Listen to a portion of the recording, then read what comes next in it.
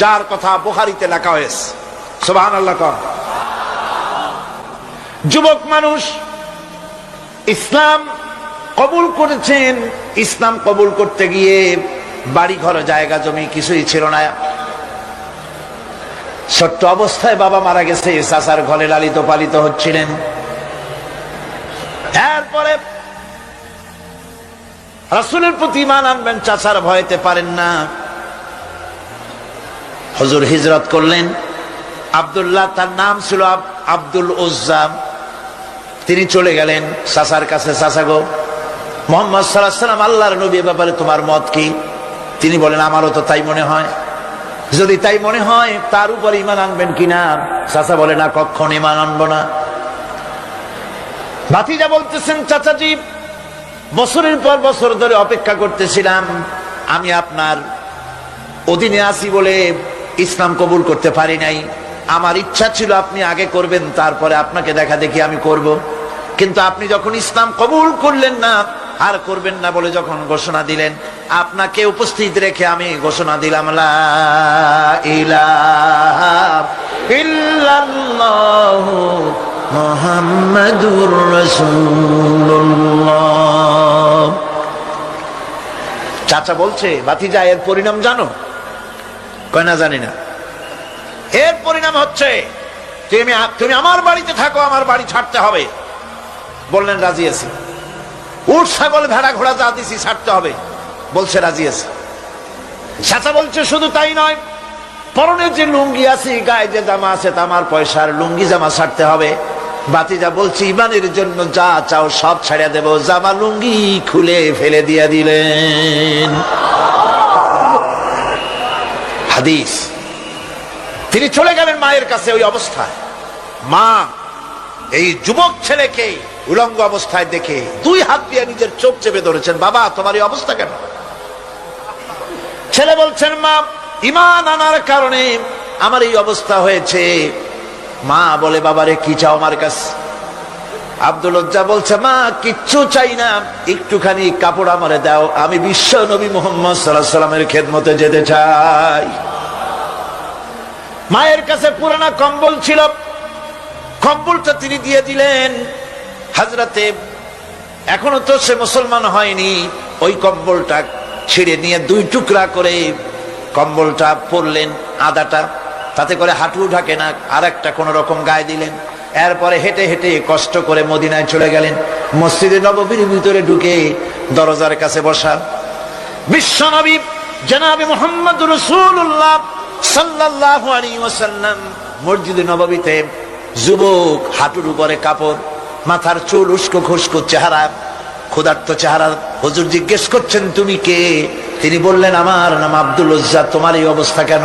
তিনি বললেন, হুজুর, ঈমান আনার জন্য বাড়ি ঘর জায়গা জমিন উট বাছুর সব হারাইছি, এমনকি পরনের লুঙ্গিও আমারে দেয় নাই, মার কম্বলটা ছেড়িয়ে এনেছি। নবীজি আসহাবে সুফফার ভিতরে তাকে বসতে দিলেন, তাকে থাকতে দিলেন, আর বললেন, তারে কোরআন শরীফ শিখাবা। আব্দুল উজ্জাকে হুজুর বললেন, তোমার নাম উজ্জা নয়, তোমার নাম আব্দুল্লাহ। হাদিস শরীফে এসেছে, আল্লাহর কাছে 2টা নাম বেশি প্রিয়, একটা হচ্ছে আব্দুল্লাহ, আর একটা হচ্ছে আব্দুর রহমান। মুসলমান হলেন।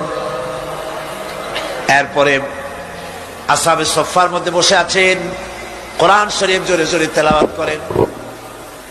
আসহাবে সুফফা রাসূলের কাছে নালিশ করলেন, অভিযোগ করলেন, হুজুর, এই আব্দুল্লাহর কোরআন শরীফ এত জোরে পড়ে, তার চিল্লানির জ্বালায় আমরা বিশ্রাম করতে পারি না। নবীজি বললেন, সাহাবীরা, আব্দুল্লাহকে বেশি করে চিল্লাইতে দাও, বাধা দিও না, কারণ তার ঈমান বড় দামের ঈমান হয়েছে, ঈমান আনতে গিয়ে কিছু আনতে পারে নাই, তাকে বাধা দিও না, প্রাণ ভরে চিল্লাইতে দাও, জোরে জোরে পড়তে দাও। ইতিমধ্যে তাবুকের যুদ্ধে জনদামামা বেজে উঠেছে। রোমান সৈন্যরা হুজুরের সঙ্গে যুদ্ধ করবে, জিহাদ করবে, ইসলামকে পরাজিত করার জন্য তারা আক্রমণের প্রস্তুতি নিল। নবীজি রোমানদের সঙ্গে লড়াই হবে বলে সাহাবায়ে কিরামদের কাছে সাহায্য চাইলেন, যার কাছে যা আছে অস্ত্রপাতি জমা করো, টাকা দাও, পয়সা দাও। সবাই মিলে দিতে লাগলেন। দিতে দিতে মহিলারা গলার হার, নাকের ফুল, কানের দুল হুজুরের সামনে স্তূপ হয়ে গেছে, টাকা কড়ি সোনা দানা সব শুদ্ধ। হুজুর বলছেন, সাহাবীরা সবাই তো সব জিনিস দিলে, আমার আবু বকর রে দেখি না কেন? হযরত আবু বকর রাদিয়াল্লাহু তাআলা আনহু একটা পিলারের আড়ালে দাঁড়ানো ছিলেন। হুজুরের ডাক শুনে তিনি আসলেন, হাতে ছোট্ট একটা থলি, চোখে পানি। থলিটা হুজুরের হাতে তুলে দিলেন। হুজুর থলি ছাড়লেন, দেখা গেল কয়েকটা দিরহাম আর কয়েক কেজি গম, আর কিছু নাই। হুজুর তাকালেন, দেখছেন আবু বকর রাদিয়াল্লাহু তাআলা আনহু চোখের পানিতে দাড়ি ভিজে ভিজে পড়তেছে। হুজুর বললেন, আমার সাহাবীরা, আজ তোমরা সকলে মিলে যে দান করেছো, সেই দানের তুলনায় আবু বকর যে দান করেছে আল্লাহ রাব্বুল আলামিনের কাছে তা বেশি মূল্য হয়েছে। মনের মধ্যে অনেকের প্রশ্ন জাগলো, কেমন করে তা হলো? আমরা এত এত দিলাম। হুজুর জিজ্ঞেস করলেন, ও সাহাবী, তুমি কত দিয়েছো, বাড়ি কত আছে? তিনি বললেন, এত দিছি, এত আছে। তুমি কত দিয়েছো, কত রেখে এসেছো? প্রত্যেকে এরকম বলল। হযরতে ওসমান, হযরতে ওমর, হযরতে আলী রিদওয়ানুল্লাহ তাআলা আলাইহিম আজমাইন, তারাও বললেন, অর্ধেক এনেছি, অর্ধেক থুয়ে আসছি, 2 ভাগ এনেছি, 1 ভাগ রেখে আসছি। সব শেষে নবীজি হযরত আবু বকর রাদিয়াল্লাহু তাআলা আনহুকে প্রশ্ন করলেন, আবু বকর, তুমি কি এনেছো আর বাড়ি কি রেখে এসেছো? হযরত আবু বকর বলেন, ইয়া রাসূলুল্লাহ, ইয়া হাবিবাল্লাহ, আমার বাড়িতে জাগতিক সম্পদ বলতে যা বুঝায় সবটুকু এনে নবীজির কদম মোবারকে দান করে দিয়েছি। আবু বকরের ঘরে এখন আল্লাহ আর তার রাসূল ছাড়া কোনো জিনিস বাকি নাই, যা ছিল সব এনেছি। হুজুর জিহাদে রওনা হলেন 30,000 সৈন্য সাথে, 30 সহস্র সৈন্য নিয়ে নবীজি তাবুকের দিকে চললেন। পথের মধ্যে হযরতে আব্দুল্লাহ এসে হুজুরের সামনে দাঁড়ায় গেছেন। আব্দুল্লাহ এসে বলেন, ইয়া রাসূলুল্লাহ, একটু দাঁড়ান। এই জিহাদে মেয়ে লোক, পুরুষেরা, সাহাবীরা সবাই প্রাণ ভরে দান করলো, কিন্তু আমি এমন এক বান্দা, আল্লাহর কিছুই দিতে পারলাম না। আমার তো দেওয়ার মতো কিছুই নাই হুজুর, আমার দেওয়ার মতো কিছুই নাই। তবে আমি আপনার কাছে দোয়া চাই, আপনি দোয়া করুন, আমি যেন এই যুদ্ধে, এই জিহাদের ময়দানে আমি যেন শহীদ হতে পারি। নবীজি বললেন, একটু বাকল নিয়ে আসো গাছের। একটা গাছের বাকল আনা হলো। এই বাকলটা হুজুর নিজ হাতে আব্দুল্লাহর হাতে বাঁধা দিলেন, আর বললেন, রব্বুল আলামিন, আমি আব্দুল্লাহর রক্ত কাফেরদের জন্য হারাম করে দিলাম। তাবুকের ময়দানে হুজুর চলে গেলেন।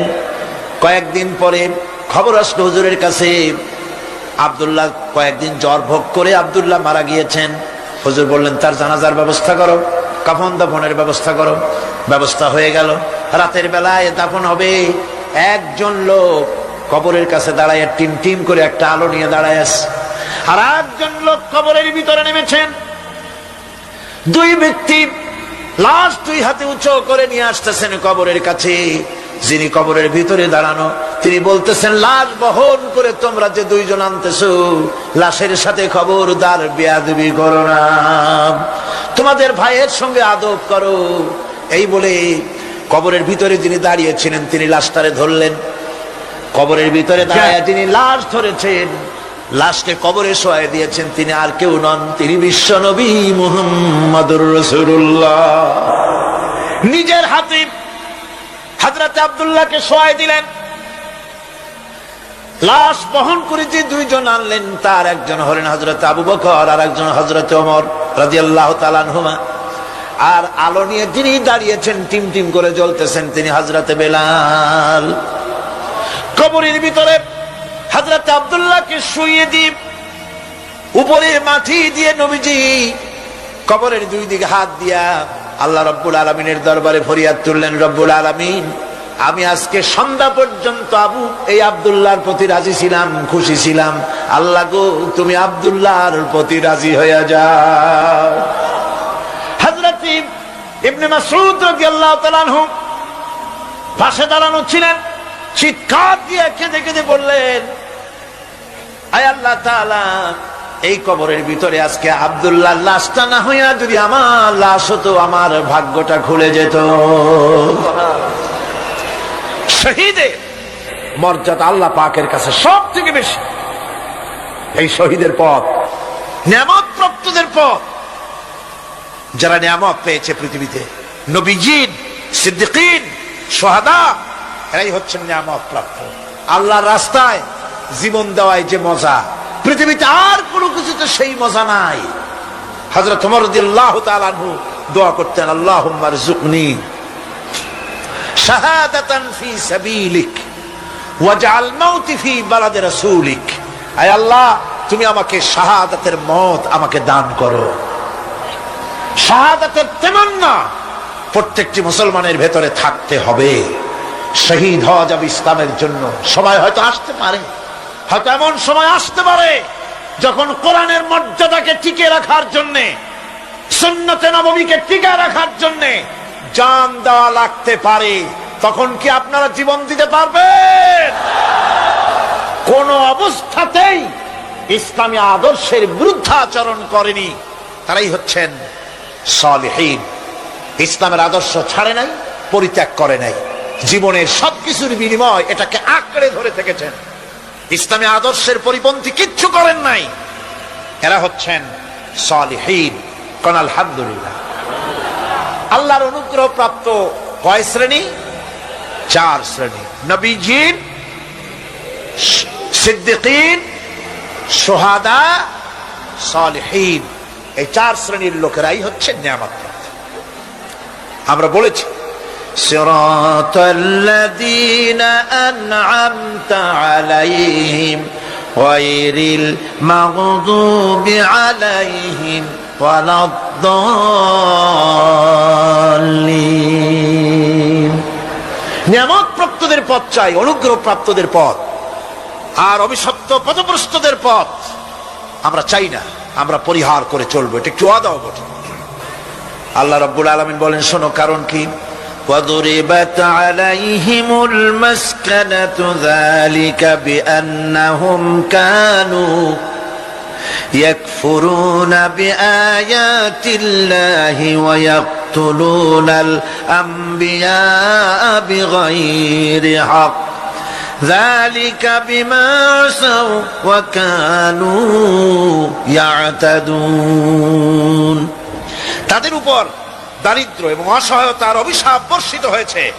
এর কারণ হলো তারা আল্লাহ পাকের আয়াতকে অস্বীকার করেছে। তারা অকারণে আল্লাহর নবীদেরকে হত্যা করেছে এবং প্রত্যেকটি ব্যাপারে আল্লাহর শরীয়তের সীমা লঙ্ঘন করেছে। যুরিবাত আলাইহিমুল যিল্লাতু ওয়াল মাসকানা ওয়া বাউ বিগাদাবিন মিনাল্লাহ। আল্লাহ পাক বলেছেন, চিরকাল ইহুদিরা অভিশপ্ত, তাদের কোন আবাসস্থল হবে না, সারা জীবন ঘুরে বেড়াবে। আপনারা বলবেন, কই ঘুরে বেড়ায় না তো, তাদের তো জায়গা হইছে জেরুজালেমে, ইসরায়েলে, সেখানে তারা জায়গা করে নিয়েছে। তাহলে এটা কেমন হলো? এটা এইভাবে হচ্ছে। ওখানে তাদেরকে প্রতিষ্ঠিত করেছে আমেরিকা, ঠিক কিনা? আল্লাহ পাক কোরআন শরীফের মধ্যে বলেছেন, যদিও মানুষের সাহায্যে কোন জায়গায় তাদেরকে আল্লাহর ইচ্ছায় অথবা মানুষের সাহায্যে কোথাও যদি জায়গা হয়, অপমানের জীবন যাপন করতে হবে সারাটা জীবন, কিয়ামত পর্যন্ত দুকে দুকে মরতে হবে, দেশে দেশে ঘুরে বেড়াতে হবে ভিক্ষুকের মতো। সে অবস্থাই হয়েছে। আমেরিকা ওদের উপর থেকে হাত উঠায় নিক, মধ্যপ্রাচ্যের আজকের 20 ফোড়া ইসরায়েল, আমেরিকা যদি তাদের রুবুবিয়াতে প্রতিপালনের হাতটা উঠায় নেয়, তাহলে আরব দেশে যত লোক আছে যুদ্ধ করা লাগবে না, এক পাশে গিয়ে পেশাব করলে ভাইসে লোহিত সাগরে চলে যাবে। সুতরাং এই ইহুদিদের পথ অনুসরণ করা যাবে না। ইহুদিরা অপরাধ করছিল কি? একটু আগেই বললাম, তারা আল্লাহর আয়াতকে অস্বীকার করেছে, তারা নবীদেরকে হত্যা করেছে। এটাই হলো তাদের অপরাধ। তারা শরীয়তের ব্যাপারে বাড়াবাড়ি করেছে। আর খ্রিস্টানরা, তাদের অপরাধ কি? তাদের অপরাধ হচ্ছে তারা আল্লাহর বিধানের উপরে তারাও বাড়াবাড়ি করেছে। তারা নিজেদের আল্লাহর বিধান বাদ দিয়ে নিজেদের মন গড়া জীবন যাপন শুরু করেছে। তারা ঈসা আলাইহিস সালামকে আল্লাহর ছেলে বানাইছে।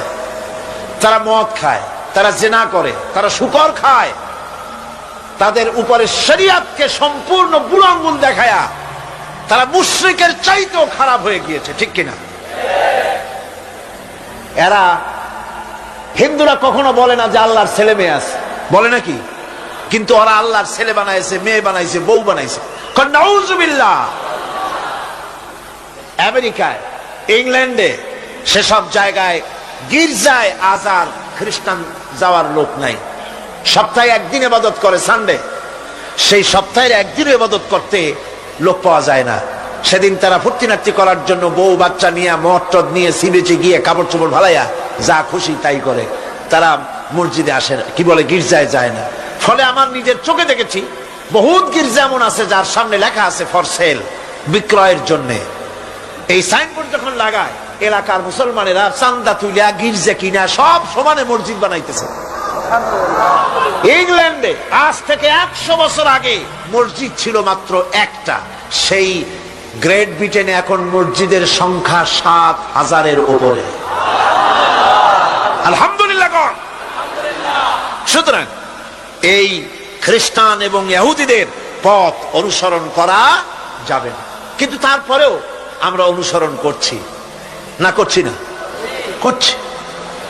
বিশ্বকবি, কবি সম্রাট আল্লামা ডক্টর ইকবাল রহমাতুল্লাহ আলাইহি সুন্দর করে বলেছেন, ওয়াদা মে হো তুম নসারা তু তামাদ্দুন মে হনুদ, ওয়াদা মে হো তুম নসারা তু তামাদ্দুন মে হনুদ, ये मुसलमान है जिन्हें देख के शर्माए यहूद।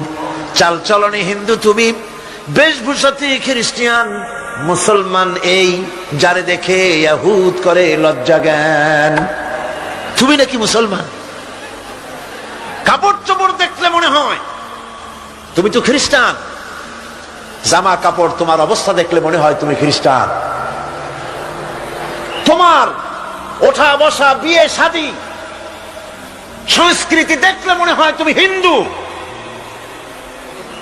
আর তোমার লেনদেন দেখলে ইহুদিরা পর্যন্ত তোমাকে ঘৃণা করে। কথা ঠিক কিনা? কথা ঠিক কিনা?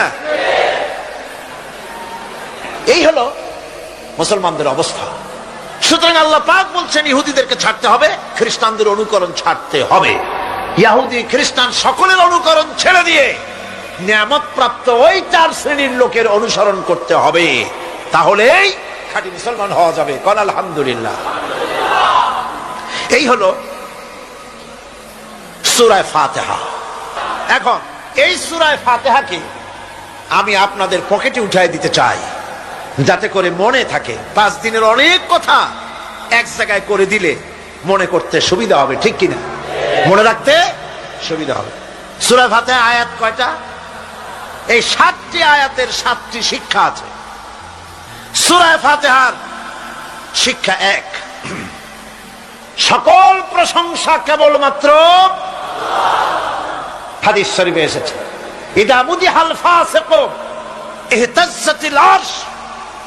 যখন কোন ফাসিকের প্রশংসা করা হয়, যে ব্যক্তি নামাজ পড়ে না, রোজা করে না, দিন মানে না, ঈমান নাই, চরিত্র নাই, এমন লোককে যখন প্রশংসা করা হয়, আল্লাহ পাকের আরশ গোসায় থরথর করে কাঁপতে থাকে।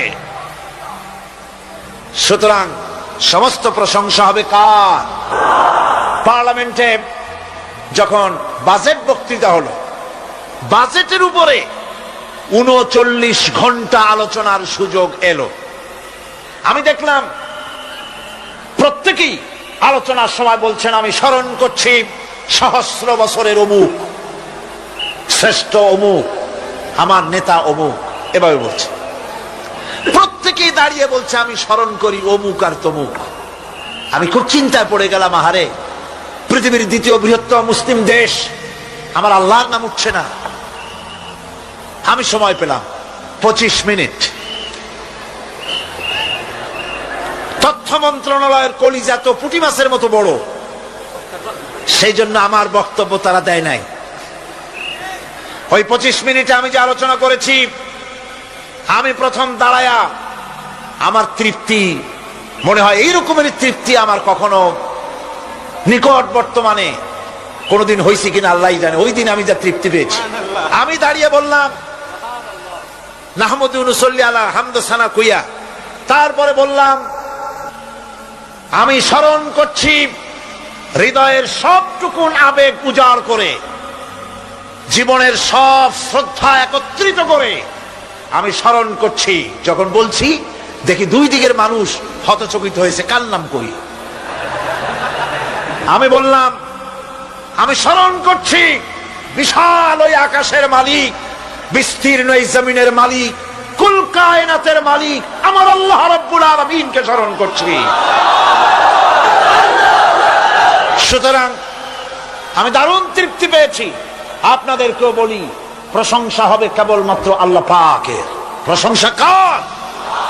আর প্রশংসা হবে বিশ্ব নবী জনাবে মুহাম্মদ রাসূলুল্লাহ সাল্লাল্লাহু আলাইহি ওয়াসাল্লাম। চিৎকার মেরে সারা জীবন আল্লাহ এবং রাসূলের প্রশংসা করতেই ইনশাআল্লাহ আমাদের করতে হবে, মুসলমানদের তাই। আর প্রশংসা করব যারা আমার রাসূলের, আল্লাহর হুকুম মানে আর আমার রাসূলের অনুসরণ অনুকরণ যারা করে, তারা আমাদের সম্মানের পাত্র, আলহামদুলিল্লাহ। 2, শেষ বিচারের একমাত্র মালিক হচ্ছেন আল্লাহ পাক। সূরা ফাতিহার দ্বিতীয় শিক্ষা। শেষ বিচারের দিন, ডে অফ জাজমেন্ট, শেষ বিচারের দিনের মালিককে একচ্ছত্র অধিপতি আল্লাহ রাব্বুল আলামিন।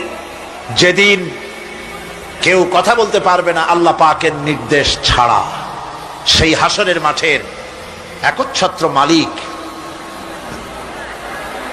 আল্লাহ পাক। সুপ্রিম কোর্টের সুপ্রিম কোর্ট, সমস্ত জাস্টিসদের জাস্টিস হবেন আল্লাহ সুবহানাহু ওয়া তাআলা। এটা হলো দ্বিতীয় শিক্ষা, মনে রাখতে হবে। সেদিন আল্লাহ পাক তিনি বিচার করবেন, কঠিন বিচার হবে সেদিন, এটা মনে রাখতে হবে।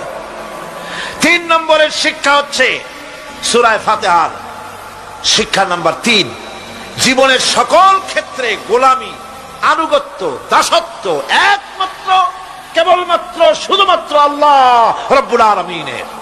গোলামি কার হবে? চিল্লায়া বলেন, কার হবে? 3। 4 নম্বরে সাহায্য চাইতে হবে কেবলমাত্র কার কাছে? আল্লাহ পাকের কাছে। 5, হেদায়েতের গ্রন্থ হিসাবে গ্রহণ করতে হবে আল্লাহ পাকের কোরআনে কারীমকে। 6, অনুসরণ করতে হবে কেবলমাত্র নবীজিন, সিদ্দিকিন, শুহাদা, সালেহিনদেরকে।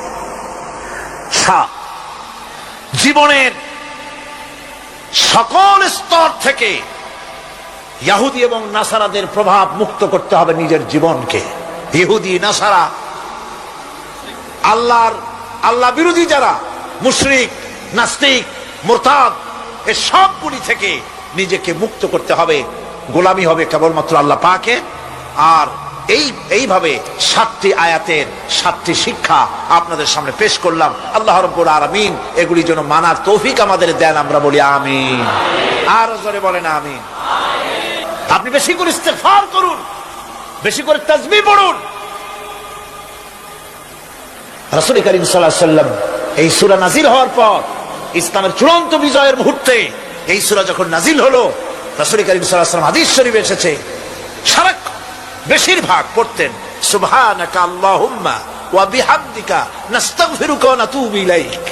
সুবহানাকা পড়েন, সুবহানাকা আল্লাহুম্মা ওয়া বিহামদিকা নাস্তাগফিরুকা ওয়া নাতুবু ইলাইক।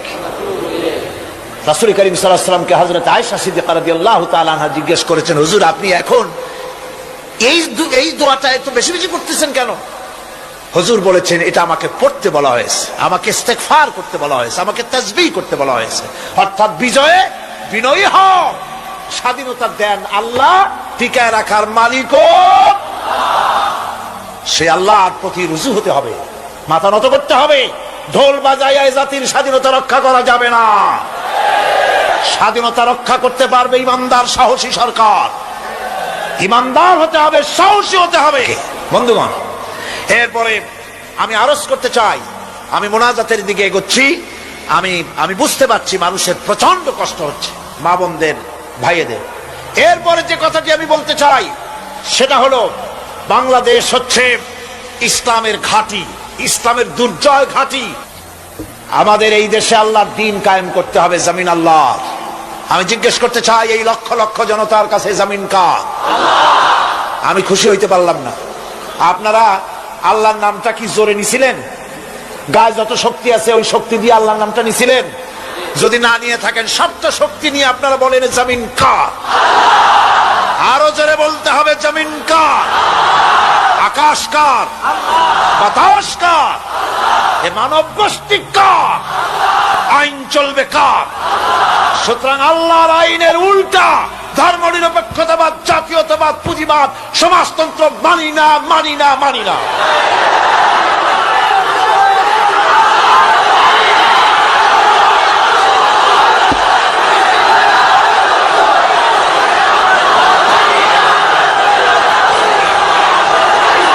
আল্লাহর এই জমিনে, সরে যাও, আল্লাহর এই জমিনে প্রয়োজন হচ্ছে আল্লাহর দ্বীন প্রতিষ্ঠার জন্য ঐক্যবদ্ধ প্রচেষ্টা।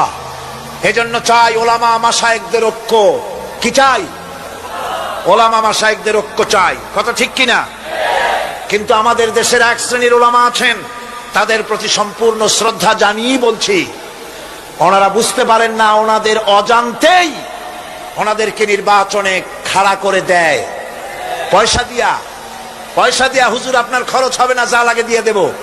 আপনার মতো লোক যদি নির্বাচন না করে, আপনি যদি পার্লামেন্টে না যান, তো পার্লামেন্ট দিয়ে হবে কি?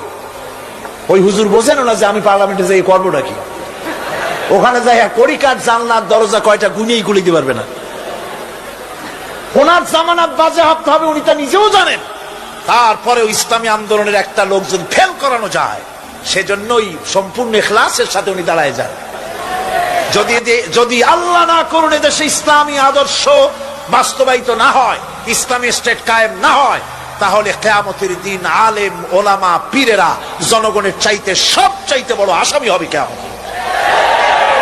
আল্লাহ পাক এ জাতির ওলামাদের, এ জাতির রাহবরদেরকে ঐক্যবদ্ধ হওয়ার তৌফিক দান করুন। হযরত আব্দুল্লাহ জুলবাজানাইন, যার কথা বুখারীতে লেখা হয়েছে, সুবহানাল্লাহ। যুবক মানুষ ইসলাম কবুল করেছেন। ইসলাম কবুল করতে গিয়ে বাড়ি ঘর, জায়গা জমি কিছুই ছিল না। ছোট্ট অবস্থায় বাবা মারা গেছে, চাচার ঘরে লালিত পালিত হচ্ছিলেন। এরপরে রাসূলের প্রতি ঈমান আনবেন, চাচার ভয়তে পারেন না। হুজুর হিজরত করলেন।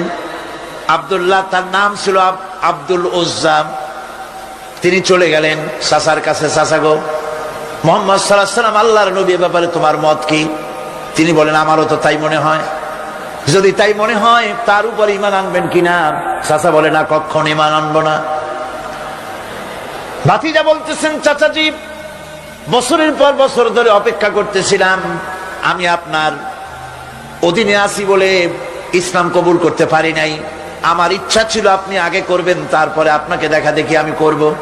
কিন্তু আপনি যখন ইসলাম কবুল করলেন না, আর করবেন না বলে যখন ঘোষণা দিলেন, আপনাকে উপস্থিত রেখে আমি ঘোষণা দিলাম, লা ইলাহা ইল্লাল্লাহু মুহাম্মাদুর রাসূলুল্লাহ।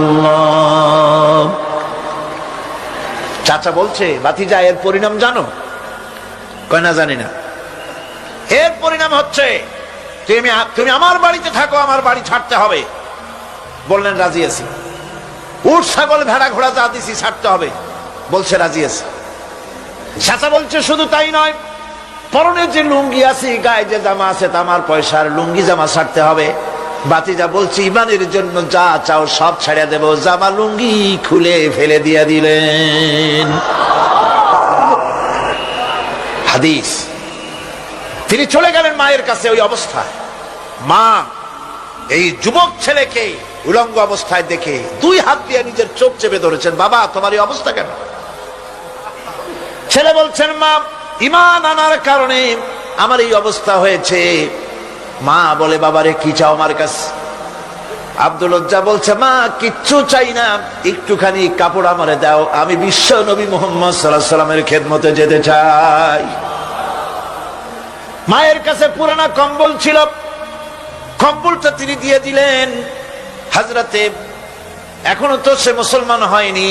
ওই কম্বলটা ছিঁড়ে নিয়ে দুই টুকরা করে কম্বলটা পরলেন, আদাটা তাতে করে হাঁটু ঢাকে না, আর একটা কোন রকম গায়ে দিলেন। এরপরে হেঁটে হেঁটে কষ্ট করে মদিনায় চলে গেলেন।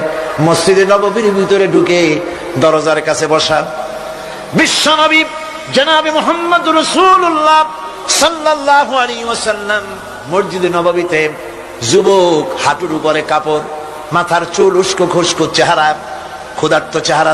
হুজুর জিজ্ঞেস করছেন তুমি কে? তিনি বললেন আমার নাম আব্দুল উজ্জা। তোমার এই অবস্থা কেন? তিনি বললেন হুজুর ঈমান আনার জন্য বাড়ি ঘর জায়গা জমিন উট বাছুর সব হারাইছি, এমনকি পরনের লুঙ্গিও আমারে দেয় নাই, মার কম্বলটা ছিঁড়িয়ে এনেছি। নবীজি আসহাবে সুফফার ভিতরেই তাকে বসতে দিলেন, তাকে থাকতে দিলেন, আর বললেন তারে কোরআন শরীফ শিখাবা। আব্দুল উজ্জাকে হুজুর বললেন তোমার নাম উজ্জা নয়, তোমার নাম আব্দুল্লাহ। হাদিস শরীফে এসেছে আল্লাহর কাছে দুইটা নাম বেশি প্রিয়, একটা হচ্ছে আব্দুল্লাহ আর একটা হচ্ছে আব্দুর রহমান। মুসলমান হলেন।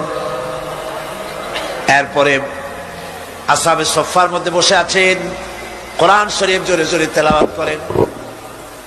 আসহাবে সুফফা রাসূলের কাছে নালিশ করলেন, অভিযোগ করলেন, হুজুর এই আব্দুল্লাহর কোরআন শরীফ এত জোরে পড়ে, তার চিল্লানির জ্বালায় আমরা বিশ্রাম করতে পারি না। নবীজি বললেন সাহাবীরা আব্দুল্লাহকে বেশি করে চিল্লাইতে দাও, বাধা দিও না, কারণ তার ঈমান বড় দামের ঈমান হয়েছে, ঈমান আনতে গিয়ে কিছু আনতে পারে নাই, তাকে বাধা দিও না, প্রাণ ভরে চিল্লাইতে দাও, জোরে জোরে পড়তে দাও। ইতিমধ্যে তাবুকের যুদ্ধের রণদামামা বেজে উঠেছে। রোমান সৈন্যরা হুজুরের সঙ্গে যুদ্ধ করবে, জিহাদ করবে, ইসলামকে পরাজিত করার জন্য তারা আক্রমণের প্রস্তুতি নিল। নবীজি রোমানদের সঙ্গে লড়াই হবে বলে সাহাবায়ে কেরামদের কাছে সাহায্য চাইলেন, যার কাছে যা আছে অস্ত্রপাতি জমা করো, টাকা দাও, পয়সা দাও। সবাই মিলে দিতে লাগলেন। দিতে দিতে মহিলারা গলার হার, নাকের ফুল, কানের দুল হুজুরের সামনে স্তূপ হয়ে গেছে, টাকা কড়ি সোনা দানা সব শুদ্ধ। হুজুর বলছেন সাহাবীরা সবাই তো সব জিনিস দিলে, আমার আবু বকর রে দেখি না কেন? হযরত আবু বকর রাদিয়াল্লাহু তাআলা আনহু একটা পিলারের আড়ালে দাঁড়ানো ছিলেন। হুজুরের ডাক শুনে তিনি আসলেন, হাতে ছোট্ট একটা থলি, চোখে পানি। থলিটা হুজুরের হাতে তুলে দিলেন। হুজুর থলি ছাড়লেন, দেখা গেল কয়েকটা দিরহাম আর কয়েক কেজি গম, আর কিছু নাই। হুজুর তাকালেন, দেখছেন আবু বকর রাদিয়াল্লাহু তাআলা আনহুর চোখের পানিতে দাড়ি ভিজে ভিজে পড়তেছে। হুজুর বললেন আমার সাহাবীরা আজ তোমরা সকলে মিলে যে দান করেছো, সেই দানের তুলনায় আবু বকর যে দান করেছে আল্লাহ রাব্বুল আলামিনের কাছে তা বেশি মূল্য হয়েছে। মনের মধ্যে অনেকের প্রশ্ন জাগলো, কেমন করে তা হলো? আমরা এত এত দিলাম। হুজুর জিজ্ঞেস করলেন, ও সাহাবী তুমি কত দিয়েছো, বাড়ি কত আছে? তিনি বললেন এত দিছি, এত আছে। তুমি কত দিয়েছো, কত রেখে এসেছো? প্রত্যেকে এরকম বলল। হযরতে ওসমান, হযরতে ওমর, হযরতে আলী রিদওয়ানুল্লাহ তাআলা আলাইহিম আজমাইন তারাও বললেন অর্ধেক এনেছি, অর্ধেক থুয়ে আসছি, 2 ভাগ এনেছি, 1 ভাগ রেখে আসছি। সব শেষে নবীজি হযরত আবু বকর রাদিয়াল্লাহু তাআলা আনহুকে প্রশ্ন করলেন, আবু বকর তুমি কি এনেছো আর বাড়ি কি রেখে এসেছো? হযরত আবু বকর বলেন, ইয়া রাসূলুল্লাহ, ইয়া হাবিবাল্লাহ, আমার বাড়িতে জাগতিক সম্পদ বলতে যা বুঝায় সবটুকু এনে নবীজির কদম মোবারকে দান করে দিয়েছি। আবু বকরের ঘরে এখন আল্লাহ আর তার রাসূল ছাড়া কোনো জিনিস বাকি নাই, যা ছিল সব এনেছি। হুজুর জিহাদে রওনা হলেন 30,000 সৈন্য সাথে, 30,000 সৈন্য নিয়ে নবীজি তাবুকের দিকে চললেন। পথের মধ্যে হযরতে আব্দুল্লাহ এসে হুজুরের সামনে দাঁড়ায় গেছেন। আব্দুল্লাহ এসে বলেন, ইয়া রাসূলুল্লাহ একটু দাঁড়ান। এই জিহাদে মেয়ে লোক পুরুষেরা সাহাবীরা সবাই প্রাণ ভরে দান করলো, কিন্তু আমি এমন এক বান্দা আল্লাহর কিছুই দিতে পারলাম না। আমার তো দেওয়ার মতো কিছুই নাই হুজুর, আমার দেওয়ার মতো কিছুই নাই, তবে আমি আপনার কাছে দোয়া চাই, আপনি দোয়া করুন আমি যেন এই যুদ্ধে, এই জিহাদের ময়দানে আমি যেন শহীদ হতে পারি। নবীজি বললেন একটু বাকল নিয়ে আসো গাছের। একটা গাছের বাকল আনা হলো। এই বাকলটা হুজুর নিজ হাতে আব্দুল্লাহর হাতে বাঁধা দিলেন আর বললেন, রব্বুল আলামিন, আমি আব্দুল্লাহর রক্ত কাফেরদের জন্য হারাম করে দিলাম। হযরত তাবুকের ময়দানে হুজুর চলে গেলেন। কয়েকদিন পরে খবর আসলো হুজুরের কাছে, আব্দুল্লাহ কয়েকদিন জ্বর ভোগ করে আব্দুল্লাহ মারা গিয়েছেন। হুজুর বললেন, তার জানাজার ব্যবস্থা করো, কাফন দাফনের ব্যবস্থা করো। ব্যবস্থা হয়ে গেল। রাতের বেলায় দাফন হবে। একজন লোক কবরের কাছে দাঁড়ায় টিম টিম করে একটা আলো নিয়ে দাঁড়ায় আছে, আর একজন লোক কবরের ভিতরে নেমেছেন। দুই ব্যক্তি লাশ দুই হাতে উঁচু করে নিয়ে আসতেছেন কবরের কাছে। যিনি কবরের ভিতরে দাঁড়ানো তিনি বলতেছেন, লাশ বহন করে তোমরা যে দুইজন আনতেছো, লাশের সাথে খবরদার বেয়াদবি করো না, তোমাদের ভাইয়ের সঙ্গে আদব করো। এই বলে কবরের ভিতরে যিনি দাঁড়িয়েছিলেন তিনি লাশটারে ধরলেন। কবরের ভিতরে দাঁড়ায় যিনি লাশ ধরেছেন, লাশকে কবরে শোয়াই দিয়েছেন, তিনি আর কেউ নন, তিনি বিশ্ব নবী মুহাম্মদুর রাসূলুল্লাহ। নিজের হাতে হযরত আব্দুল্লাহকে শোয়াই দিলেন। লাশ বহন করে যে দুইজন আনলেন, তার একজন হলেন হযরত আবু বকর আর একজন হযরত ওমর রাদিয়াল্লাহু তাআলা আনহুমা। আর আলো নিয়ে যিনি দাঁড়িয়েছেন টিম টিম করে জ্বলতেছেন, তিনি হযরত বেলাল। কবরের ভিতরে হযরত আব্দুল্লাহকে শুইয়ে দিয়ে উপরে মাটি দিয়ে নবীজি কবরের দুই দিকে হাত দিয়া আল্লাহ রাব্বুল আলামিনের দরবারে ফরিয়াদ তুললেন, রব্বুল আলামিন, আমি আজকে সন্ধ্যা পর্যন্ত এই আব্দুল্লাহর প্রতি রাজি ছিলাম, খুশি ছিলাম, আল্লাহ গো তুমি আব্দুল্লাহর প্রতি রাজি হয়ে যাও। হযরত ইবনে মাসউদ রাদিয়াল্লাহু তাআলা আনহু পাশে দাঁড়ানো ছিলেন। চিৎকার দিয়ে কেঁদে কেঁদে বললেন, আয় আল্লাহ তাআলা, এই কবরের ভিতরে আজকে আব্দুল্লাহর লাশটা না হইয়া যদি আমার লাশ হতো, আমার ভাগ্যটা খুলে যেত। শহীদের মর্যাদা আল্লাহ পাকের কাছে সব থেকে বেশি। এই শহীদের পথ নিয়ামত প্রাপ্তদের পথ। যারা নিয়ামত পেয়েছে পৃথিবীতে, নবীজিন, সিদ্দিকিন, শুহাদা, এরাই হচ্ছেন নিয়ামত প্রাপ্ত। আল্লাহর রাস্তায় জীবন দেওয়ায় যে মজা, পৃথিবীতে আর কোনো কিছুতে সেই মজা নাই। হযরত ওমর রাদিয়াল্লাহু তাআলা আনহু দোয়া করতেন, আল্লাহুম্মা রযুকনি শাহাদাতান ফি সাবিলিক ওয়াজআল মাউতি ফি বালাদি রাসূলিক। আয় আল্লাহ, তুমি আমাকে শাহাদাতের মত আমাকে দান করো। শাহাদাতের তামান্না প্রত্যেকটি মুসলমানের ভেতরে থাকতে হবে। শহীদ হওয়া যাবে ইসলামের জন্য। সময় হয়তো আসতে পারে, হয়তো এমন সময় আসতে পারে যখন কোরআনের মর্যাদাকে টিকে রাখার জন্যে, সুন্নতে নববীকে টিকে রাখার জন্যে জান দেওয়া লাগতে পারে। তখন কি আপনারা জীবন দিতে পারবেন? কোন অবস্থাতেই ইসলামী আদর্শের বিরুদ্ধাচরণ করেনি তারাই হচ্ছেন সালেহীন। ইসলামের আদর্শ ছাড়ে নাই, পরিত্যাগ করে নাই, জীবনের সবকিছুর বিনিময় এটাকে আঁকড়ে ধরে থেকেছেন। ইসলামী আদর্শের পরিপন্থী কিচ্ছু করেন নাই। এরা হচ্ছেন সালেহীন। কোন আলহামদুলিল্লাহ। আল্লাহর অনুগ্রহ প্রাপ্ত কয় শ্রেণী?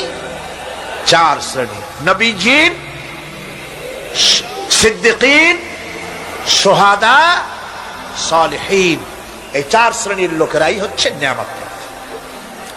আমরা বলেছি, সিরাতাল্লাযীনা আন'আমতা আলাইহিম গায়রিল মাগদুবি আলাইহিম ওয়ালাদ-দাল্লিন। নিয়ামত প্রাপ্তদের পথ চাই, অনুগ্রহ প্রাপ্তদের পথ। আর অভিশপ্ত পথভ্রষ্টদের পথ আমরা চাই না, আমরা পরিহার করে চলবো। এটা একটু আদাও বটে। আল্লাহ রাব্বুল আলামিন বলেন, শোনো কারণ কি? وَضُرِبَتْ عَلَيْهِمُ الْمَسْكَنَةُ ذَلِكَ بِأَنَّهُمْ كَانُوا يَكْفُرُونَ بِآيَاتِ اللَّهِ ইয়াকতুলুনাল আম্বিয়া বিগাইরি হক যালিকা বিমা আসাউ ওয়া কানু ইয়াতাদুন। তাদের উপর দারিদ্র এবং অসহায়তার অভিশাপ বর্ষিত হয়েছে। এর কারণ হলো তারা আল্লাহ পাকের আয়াতকে অস্বীকার করেছে, তারা অকারণে আল্লাহর নবীদেরকে হত্যা করেছে এবং প্রত্যেকটি ব্যাপারে আল্লাহর শরীয়তের সীমা লঙ্ঘন করেছে। যুরিবাত আলাইহিমুল যিল্লাতু ওয়াল মাসকানা ওয়া বাউ বিগাদাবিন মিনাল্লাহ। আল্লাহ পাক বলেছেন চিরকাল ইহুদিরা অভিশপ্ত, তাদের কোন আবাসস্থল হবে না, সারা জীবন ঘুরে বেড়াবে। আপনারা বলবেন কই ঘুরে বেড়ায় না, তো তাদের তো জায়গা হয়েছে জেরুজালেমে, ইসরায়েলে, সেখানে তারা জায়গা করে নিয়েছে। তাহলে এটা কেমন হলো? এটা এইভাবে হচ্ছে, ওখানে তাদেরকে প্রতিষ্ঠিত করেছে আমেরিকা, ঠিক কিনা? আল্লাহ পাক কোরআন শরীফের মধ্যে বলেছেন যদিও মানুষের সাহায্যে কোন জায়গায় তাদেরকে আল্লাহর ইচ্ছায় অথবা মানুষের সাহায্যে কোথাও যদি জায়গা হয়, অপমানের জীবন যাপন করতে হবে সারাটা জীবন, কিয়ামত পর্যন্ত দুঃখে দুঃখে মরতে হবে, দেশে দেশে ঘুরে বেড়াতে হবে ভিক্ষুকের মতো। সে অবস্থাই হয়েছে। আমেরিকা ওদের উপর থেকে হাত উঠায় নিক, মধ্যপ্রাচ্যের আজকের 20 ফোড়া ইসরায়েল, আমেরিকা যদি তাদের রুবুবিয়াতে প্রতিপালনের হাতটা উঠায় নেয়, তাহলে আরব দেশে যত লোক আছে যুদ্ধ করা লাগবে না, এক পাশে গিয়ে পেশাব করলে ভাইসে লোহিত সাগরে চলে যাবে। সুতরাং এই ইহুদিদের পথ অনুসরণ করা যাবে না। ইহুদিরা অপরাধ করছিল কি? একটু আগেই বললাম, তারা আল্লাহর আয়াতকে অস্বীকার করেছে, তারা নবীদেরকে হত্যা করেছে, এটাই হলো তাদের অপরাধ। তারা শরীয়তের ব্যাপারে বাড়াবাড়ি করেছে। আর খ্রিস্টানরা, তাদের অপরাধ কি? তাদের অপরাধ হচ্ছে তারা আল্লাহর বিধানের উপরে তারাও বাড়াবাড়ি করেছে।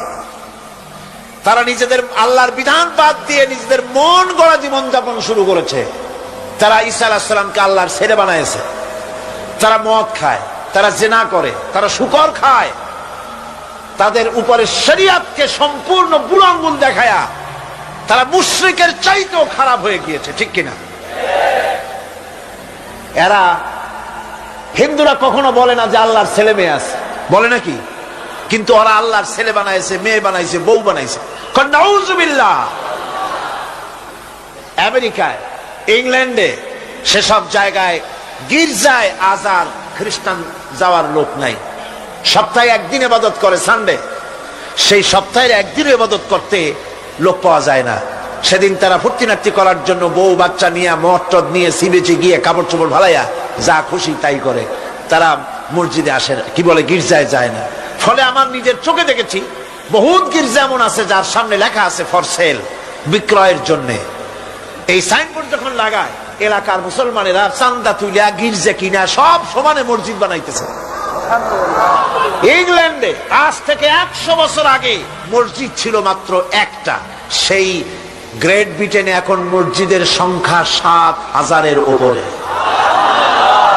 আলহামদুলিল্লাহ। সুতরাং এই খ্রিস্টান এবং ইহুদিদের পথ অনুসরণ করা যাবে না। কিন্তু তারপরেও আমরা অনুসরণ করছি না, করছি না? করছি। বিশ্বকবি, কবি সম্রাট আল্লামা ডক্টর ইকবাল रहमतुल्लाह अलैहि সুন্দর করে বলেছেন, वदअ में हो तुम नसारा तू तमद्दुन में हुनूद, वदअ में हो तुम नसारा तू तमद्दुन में हुनूद, ये मुसलमान है जिन्हें देख के शर्माए यहूद। চাল চলনে হিন্দু তুমি, বেশভূষাতে খ্রিস্টান, মুসলমান এই যারে দেখে ইহুদ করে লজ্জা জ্ঞান। তুমি নাকি মুসলমান? কাপড় চোপড় দেখলে মনে হয় তুমি তো খ্রিস্টান, জামা কাপড় তোমার অবস্থা দেখলে মনে হয় তুমি খ্রিস্টান, তোমার ওঠা বসা, বিয়ে শাদী, সংস্কৃতি দেখলে মনে হয় তুমি হিন্দু। আর তোমার লেনদেন দেখলে ইহুদিরা পর্যন্ত তোমাকে ঘৃণা করে। কথা ঠিক কিনা? কথা ঠিক কিনা? এই হলো মুসলমানদের অবস্থা। সুতরাং আল্লাহ পাক বলছেন ইহুদিদেরকে ছাড়তে হবে, খ্রিস্টানদের অনুকরণ ছাড়তে হবে। ইহুদি খ্রিস্টান সকলের অনুকরণ ছেড়ে দিয়ে নিয়ামত প্রাপ্ত ওই 4 শ্রেণীর লোকের অনুসরণ করতে হবে, তাহলেই খাঁটি মুসলমান হওয়া যাবে। কোন আলহামদুলিল্লাহ। এই হলো সূরা ফাতিহা। এখন এই সূরা ফাতিহাকে আমি আপনাদের পকেটে উঠাই দিতে চাই, যাতে করে মনে থাকে। 5 দিনের অনেক কথা এক জায়গায় করে দিলে মনে করতে সুবিধা হবে, ঠিক কিনা? মনে রাখতে সুবিধা হবে। সূরা ফাতিহা আয়াত কয়টা? এই 7টি আয়াতের 7টি শিক্ষা আছে। সূরা ফাতিহার শিক্ষা 1, সকল প্রশংসা কেবলমাত্র হাদিস শরীফে এসেছে, ইদা মুদিহাল ফাসিকু ইহতাজ্জাতিল আরশ।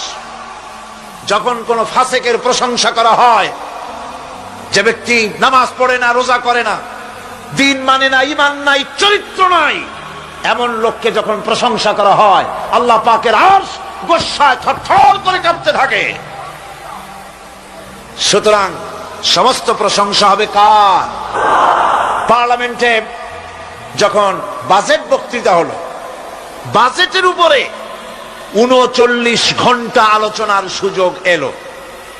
আমি দেখলাম প্রত্যেকেই আলোচনার সময় বলছেন, আমি স্মরণ করছি সহস্র বছরের অমুক, শ্রেষ্ঠ অমুক, আমার নেতা অমুক, এভাবে বলছে। প্রত্যেকেই দাঁড়িয়ে বলছে আমি স্মরণ করি অমুক আর তমুক। আমি খুব চিন্তায় পড়ে গেলাম, আহারে, পৃথিবীর 2য় বৃহত্তম মুসলিম দেশ, আমার আল্লাহর নাম উঠছে না। আমি সময় পেলাম 25 মিনিট।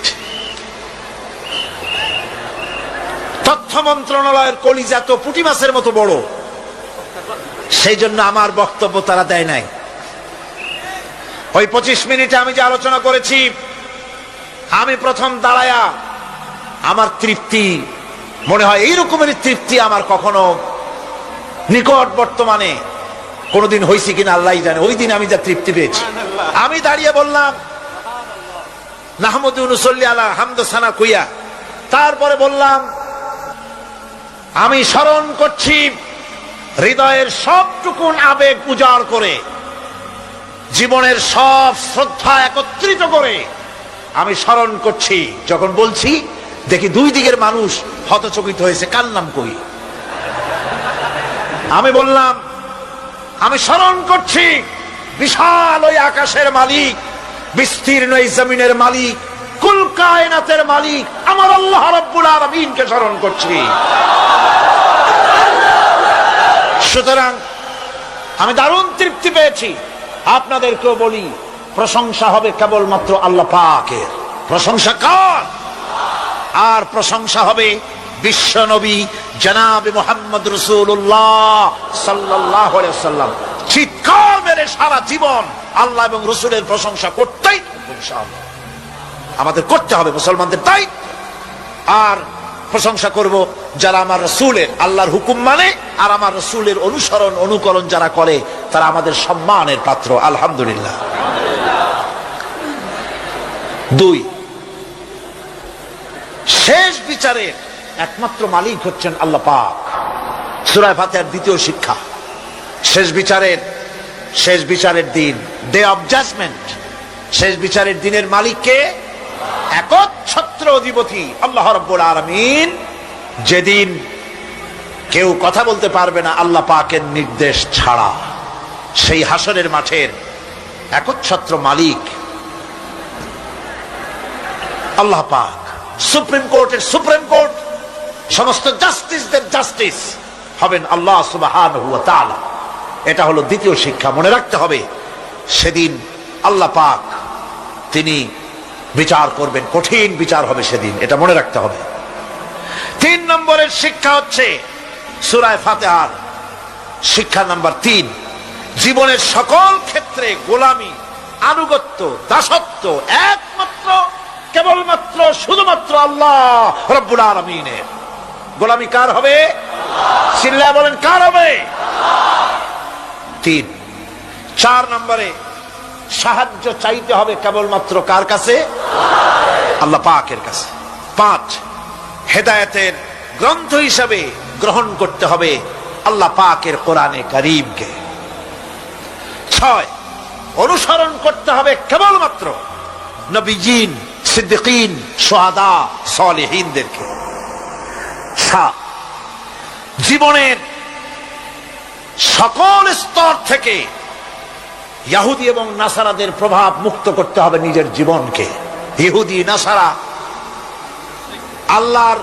আল্লাহ বিরোধী যারা মুশরিক, নাস্তিক, মুরতাদ, এই সবগুলি থেকে নিজেকে মুক্ত করতে হবে। গোলামি হবে কেবলমাত্র আল্লাহ পাকে। আর এইভাবে 7টি আয়াতের 7টি শিক্ষা আপনাদের সামনে পেশ করলাম। আল্লাহ রাব্বুল আলামিন এগুলি যেন মানার তৌফিক আমাদের দেন, আমরা বলি আমিন। আর জোরে বলেন আমিন। আপনি বেশি করে ইস্তেগফার করুন, বেশি করে তাসবিহ পড়ুন। রাসূল করিম সাল্লাল্লাহু আলাইহি ওয়াসাল্লাম এই সূরা নাজিল হওয়ার পর, ইসলামের চূড়ান্ত বিজয়ের মুহূর্তে এই সূরা যখন নাজিল হলো, রাসূল করিম সাল্লাল্লাহু আলাইহি ওয়াসাল্লাম, হাদিস শরীফে এসেছে, সারাক্ষণ বেশিরভাগ পড়তেন সুবহানাকা আল্লাহুম্মা ওয়া বিহামদিকা নাস্তাগফিরুকা ওয়া নাতুবু ইলাইক। সুবহানাকা পড়েন, সুবহানাকা আল্লাহুম্মা ওয়া বিহামদিকা নাস্তাগফিরুকা ওয়া নাতুবু ইলাইক। রাসূল করিম সাল্লাল্লাহু আলাইহি ওয়াসাল্লামকে হযরত আয়েশা সিদ্দিকা রাদিয়াল্লাহু তাআলা আনহা জিজ্ঞেস করেছেন, হুজুর আপনি এখন এই দোয়াটা এত বেশি বেশি করতেছেন কেন? হুজুর বলেছেন, এটা আমাকে পড়তে বলা হয়েছে, আমাকে ইস্তেগফার করতে বলা হয়েছে, আমাকে তাসবিহ করতে বলা হয়েছে। অর্থাৎ বিজয়ে বিনয়ী হও, স্বাধীনতা দেন আল্লাহ, টিকায় রাখার মালিকও সে আল্লাহর প্রতি রুজু হতে হবে, মাথা নত করতে হবে। ঢোল বাজাইয়া জাতির স্বাধীনতা রক্ষা করা যাবে না। স্বাধীনতা রক্ষা করতে পারবে ইমানদার, সাহসী সরকার। ইমানদার হতে হবে, সাহসী হতে হবে। বন্ধুগণ, এরপরে আমি আরজ করতে চাই, আমি মোনাজাতের দিকে এগোচ্ছি। আমি বুঝতে পারছি মানুষের প্রচন্ড কষ্ট হচ্ছে, মা বোনদের, ভাইয়েদের।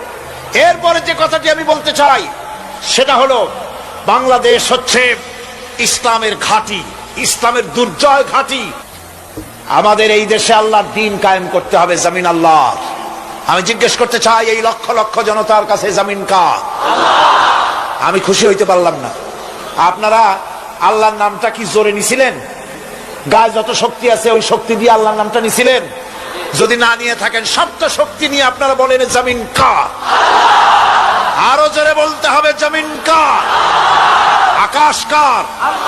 বাতাস কার? এ মানব গোষ্ঠী কার? আইন চলবে কার? সুতরাং আল্লাহর আইনের উল্টা ধর্মনিরপেক্ষতাবাদ, জাতীয়তাবাদ, পুঁজিবাদ, সমাজতন্ত্র মানি না, মানি না, মানি না।